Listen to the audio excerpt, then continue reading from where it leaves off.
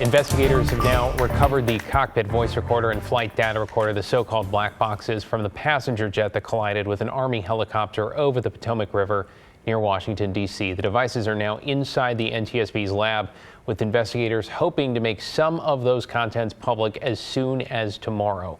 Meanwhile, a preliminary report for the FAA indicates that air traffic control staffing at the time of the crash was, quote, not normal, with one person directing both planes and helicopters in one of the most restricted and busy airspaces in the country. Analysts indicating, though, that that was not necessarily unusual for that tower. The NTSB saying they are looking at absolutely everything. If we find something that is a significant issue that warrants immediate action, we will not hesitate to make those recommendations and make them public.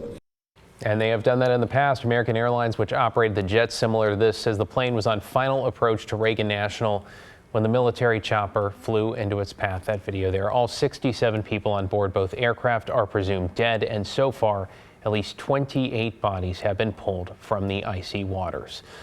While a full list of passenger names has not yet been released, among those presumed dead, a group of promising young figure skaters who were flying back from a highly selective training camp in Wichita. The Skating Club of Boston had 6 of their own on board, including the skaters who are 13 and 16 years old. It's tough, like they're gone. That's what kills me, it's these kids. Because I work with kids all day. It's just one of those things where you don't want to see anyone go through this. We lost family members today. The Skating Club of Boston is a big family, and even though we all have different coaches, for us they feel like second parents.